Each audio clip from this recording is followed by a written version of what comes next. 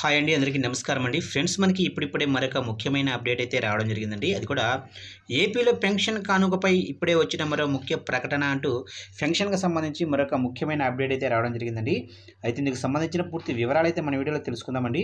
Video మాత్రం ఎక్కడ skip చేయకుండా చూడండి ఫ్రెండ్స్. అప్పుడే మనకి పూర్తి సమాచారం అయితే తెలుస్తుంది. ఇక ముఖ్యంగా వీడియో నచ్చితే లైక్ చేయండి ఫ్రెండ్స్. ఇక లేట్ చేయకుండా వివరాల్లోకి వెళ్ళిపోదాము. ఇక ఏపీలో ఈ నెల పెన్షన్ల పంపిణీ ప్రారంభమైంది. ఓవైపు ఈసీ ఆదేశాలు, మరోవైపు జనం ఇబ్బందులు అన్నీ కలిపి సజావుగా పెన్షన్ల పంపిణీ సాగిపోతుంది. ఆధార్‌తో బ్యాంకు ఖాతా లింక్ అయిన వారికి వారి అకౌంట్లో పెన్షన్ జమ చేస్తున్నారు. ఇక లేని వారికి ఇళ్ల వద్దే సచివాలయ సిబ్బంది పంపిణీ చేస్తున్నారు. దీంతో ఈసారి ఎలాంటి ఇబ్బందులు లేకుండా పెన్షన్ల పంపిణీ జరుగుతుంది. ఇక ఈ వివరాలను అధికారులు ఎప్పటికప్పుడు అందిస్తున్నారు. ఇక నిన్న మేడే సందర్భంగా పెన్షన్ల పంపిణీలో ఇబ్బందులు తలెత్తాయి. ఇక బ్యాంకు ఖాతాలకు పెన్షన్లు జమ కాకపోవడం, ఇక ఇళ్ల వద్ద కూడా పెన్షన్ పంపిణీ కాకపోవడంతో పెన్షన్దారుల్లో ఆందోళన నెలకొంది. కానీ ఇవాళ మాత్రం పెన్షన్ల పంపిణీకి అధికారులు ఏర్పాటు చేశారు.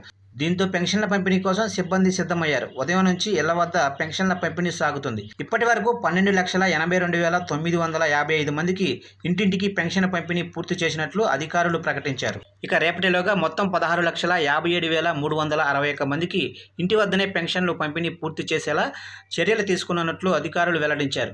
ఇక ఆధార్‌తో బ్యాంకు ఖాతా లింక్ అయిన వారికి కూడా బ్యాంకుల్లో నగదు జమ చేస్తున్నట్లు ప్రభుత్వం ప్రకటించింది.